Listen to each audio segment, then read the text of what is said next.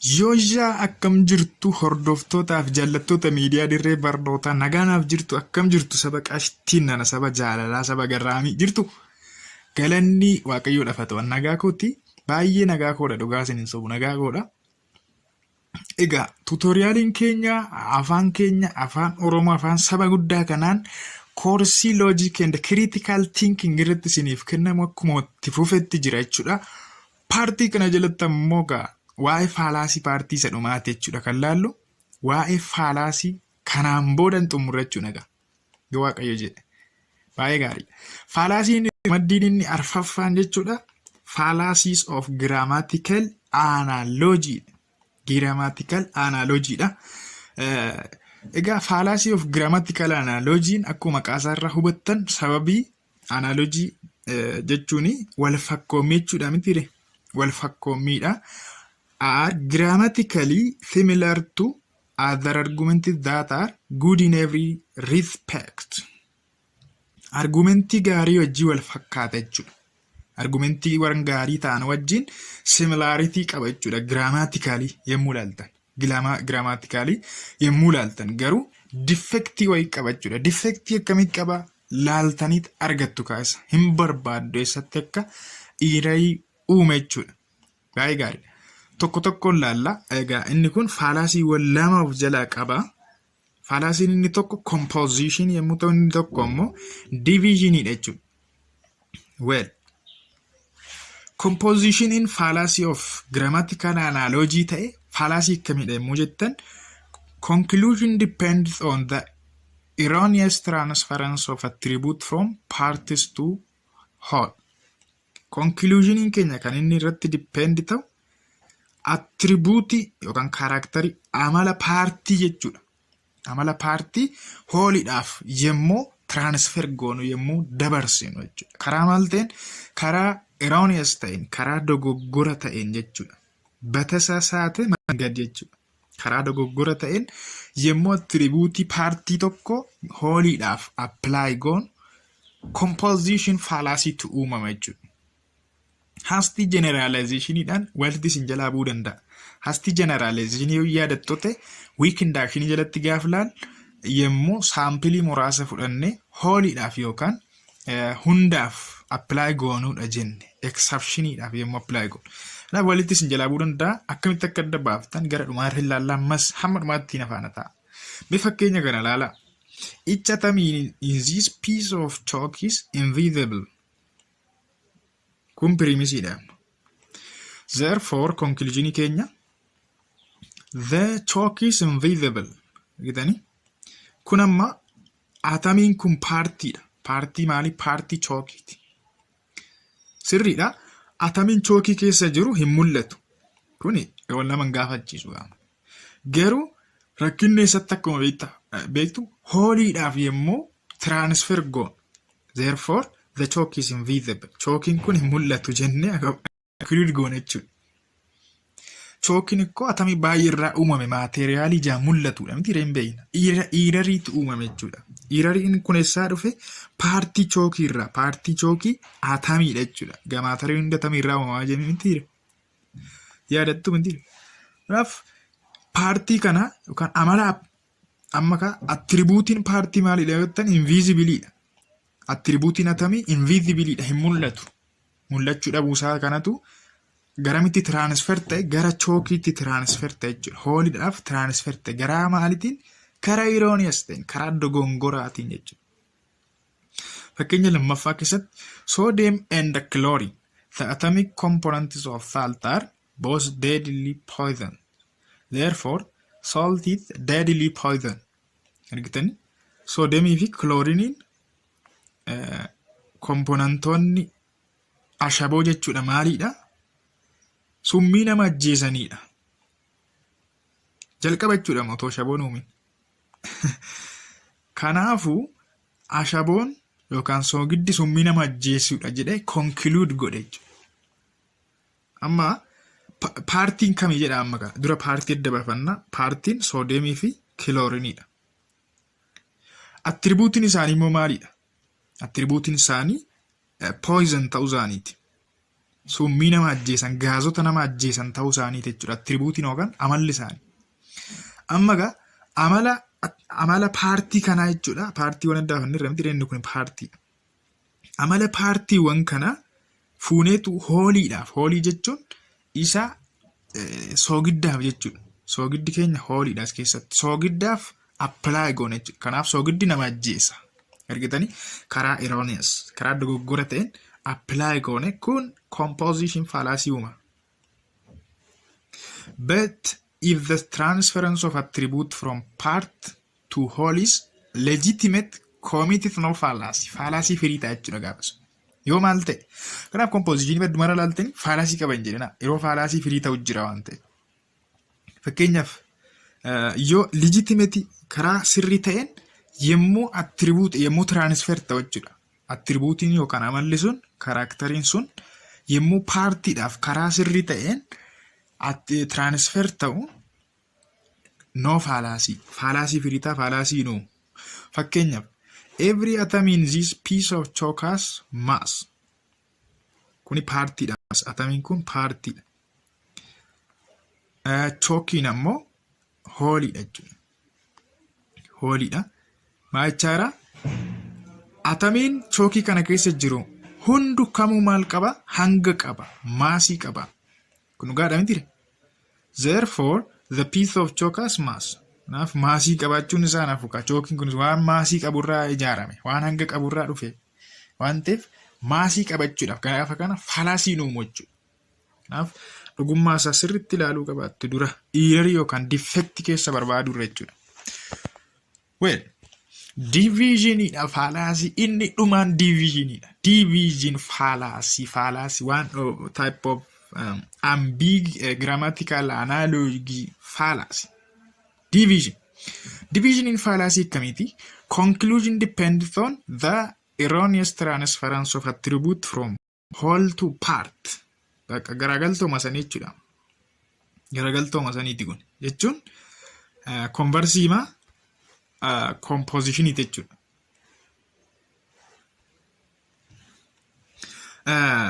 Kun fallacy'n kun kan inni uumamu yemmuu attribuutii hoolii tokko paartiidhaaf transfer goonu karaa maal ta'een karaa erroneous ta'e karaa dogoggoran ta'een conclusionii keenya achirratti ka'a jechuudha. Kan dipendi ta'u attribuutii hoolii sana paartiidhaaf apply yemmuu goonu transfer yemmuu goonu yemmuu dabarsinu jechuudha. An illegitimateedha ammas beekaa malee legitimate taanaan akkasilaa no fallacy ta'uu danda'a keessattis. An illegitimate kan inni transfer ta'e jechuudha. Attribuutiin kun hoolii irraa gara paartiitti kan inni darbe yookaan transfer ta'e karaa sirrii hin taaneen jechuudha. Fakkeenyaaf salt is non-poisonous compound. Soogiddi compoundii nama hin ajjeesne yookaan nama summeessuu hin dandeenyedha. Hin beekna kun saayinsiidha. Therefore its component elements sodium and chlorine are non-poisonous. Kanaafuu jennee conclude gooneetu paartii biratti dhufne jechuudha. Amma paartiin as keessa soodiyemii fi kilooriin jechuudha. Paartiidha inni kun. Saltiin as keessatti ashaboon hooliidha. Kanaafuu soodiyemii fi kilooriiniin paartii eenyuti? Paartii saltiiti miti. Isaan sunis non-poison. Agartanii hoolirraa gara paartiitti yommuu deemu fallacy uume jechuudha. Amma egaa soodiyemii fi kilooriiniin maalidha? Akkuma beeknu keemistirii saayinsii keemistiriitiin jechuudha. Poisonii ta'uu isaanii beekna. Nama summeessu, nama ajjeessu isaan keemikaalota akkasiidha jechuudha. But when the transference of attribute from the whole to part is legitimate, it doesn't commit fallacy. Akkuma jenne fallacy firii ta'a jechuudha. Yoo maal ta'e transference of attributein kun yemmuu legitimate ta'e jechuudha. Karaa sirrii ta'een whole irraa gara paartiitti yoo deemnu jechuudha karaa biraa. Fakkeenyaaf this piece of chalk has a mass. Therefore the atoms of this piece of chalk has mass as well. Amma hooliidha. Inni kun hooliidha. Hooliirraa gara maalitti deemarra paartiitti deemnaa jechuudha. Amma chalkiin kuni maasii qaba. Boronqiin kun maasii qaba. Kanaaf atamiiwwan chookii keessa jiran. Atamiiwwan chookii keessa jiran jechuun soodimii fa'aa iddoo goruu baadhi soodii. Maayidha atamiin chookii keessa jiru warri keemistirii beekaa hin beeku. Atamoonni chookii keessa jiraniin maasii qabu. Kun dhugaadha jechuudha. Wanti kamuu maasii kan hin qabne jiru hin jiru. Wanti maasii hin qabne hin jiru maatarii ta'e waan ta'eef jechuudha. Kanaaf yeroo itti faalaasii firii ta'u jira sirriitti ilaaluu qabaattu jechuudha. Baay'ee gaarii. Akkamitti adda baafna? Akkuma isiniin jedhe compositionin hasty generalizationii fi compositionin walitti isin jalaa bu'uu danda'a. Akkasumas accidentii fi divisionii walitti isin jalaa bu'uu danda'a. Akkamitti adda baafna? Akkamitti adda baafna? Well, to distinguish composition and hasty generalization, examine the conclusion of an argument. Kanaaf mallisin salphaan qabdan conclusionii sana adda ilaallattu. Conclusionii keessan laallattu jechuudha. Conclusionii argumentii sanaa laaltu. Kanaan booda conclusionii sanarra dhaabattanii conclusionii sun general statement yoo ta'e hasty generalizationidha jechuudha. General statement yoo ta'e. Yemmuu class statement ta'e compositionii ta'a. Class yoo ta'e. Kanaaf garaagarummaan as jiru generaalii fi classii gidduudha jechuudha. Statementiin keenya generaalii taanaan statementiin sun hasty generalizationidha. Waa'ee saampilii taasaaraa weak inductionidha jechuudha. Inni malee grammatical analogy miti jechuudha. Yookaan compositionii miti jechuudha. Waa'ee classii haasa'a taanaan garuu akkuma isiniin jedhe holy partyidha miti taphni keenya holy fi party wajjin. Holy party wajjin jechuudha. Kilaasichi warra wal fakkaatudha. Warra wal fakkaatu garee tokko keessa warra jiru. Akkas taanaan compositionii ta'a. Ammas tooftuma kana fayyadamtu accidentii fi divisionii adda baafachuudhaafis. Egaa accidentiin akkuma beektan fallacy of relevancy keessa tokko ta'e. General ruling tokko karaa hin taaneen yookaan exception of keessaa qabu yemmuu applied ta'uudha jennee turre miti. Yaadatoota fakkeenyaaf mirgi haasa'u seera heera biyyaa keessatti kennamee jira. Tolosaanii kanaan booda kana dura haasa'eet sababii haasaa isaatirraan hidhame. Utuu jennee exceptionii sana irraanfannee irra jechuudha gaafsan accidentii uumu.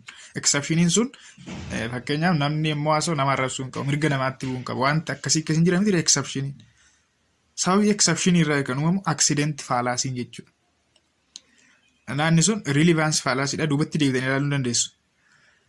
Yeroo tokko divisioniidha walitti noolaa bu'a jechuudha. Divisioniidhaan. Garuu fallacy adda addaati.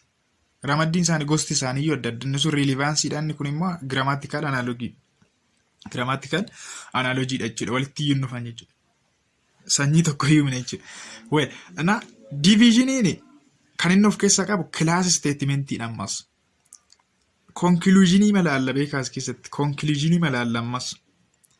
Yemmuu premising keenya ammoo premise ilaalla jechuudha. Examine the premise of the argument. Premise ilaallanna maal adda baasuudhaaf accidentii fi divisioniin akka walitti hin buuneef jechuudha. Walitti akka nu jala walitti hin buuneef. Kanaaf yemmuu premising keenya general statementii ta'e accidentiitu uumama. Yemmuu premising keenya class statementii ta'e divisioniitu uumama. Class statementiin akkuma isiniin jedhe waa wal fakkaatu kan of keessaa qabu. Ergitanii salt fi warri kun amma classiidha. Classiidha inni kun. Kanaaf premising keenya maalidha amma premise contains class statement of keessaa qaba jechuudha. Premising keenya baay'ee gaariidha. Tutorialiin keenya waa'ee fallacy irratti walumaa galatti kana fakkaata. Bal'isaasiin immoo wanti refer akka gootaniif sin gorsi recommend sin godhu harliidha jechuudha. Harlii refer godha. Exercise-iiwwan shaakalaa achumarra exercise baay'eetu jira. Waa'ee fallacy qorumsa irratti gaafa dhufu keeziidhaan nufa jechuudha. Jechuunis akkanatti isin barreessaniitu gosa fallacy kam akka ta'e isin gaafatu.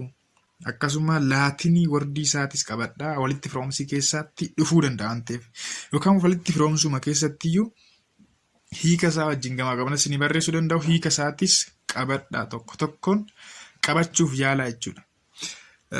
Yeroo biraa gorsa irratti yoo barbaachisate yeroo biraa wal arguu dandeenya. Garuu tuutoriyaaliin keenya faalaasii irratti walumaa galatti kana fakkaata ture. Ulfaadhaa galatoomaa waan na faana turtaniif miidiyaa Dirree Barnootaa subscribe godhaa, like godhaa, comment godhaa waan isinitti dhagahame barreessaa commentii jalatti. Baay'een isinitti nama egaa waan isin barreessitan hin beeku. Chaanalii Telegram chaanalii miidiyaa Dirree Barnootaa join gochuu akka hin daganne sumaan jechuudha. Faalaasii afaan Oromoo kan jedhu PDF wechirraa hin argattu hin dubbifattu. Hamma ta'e ifa isinii ta'a jechuudha. Ulfaadhaa galatoomaa nagaan naa tura baabaa isinin jaalladha.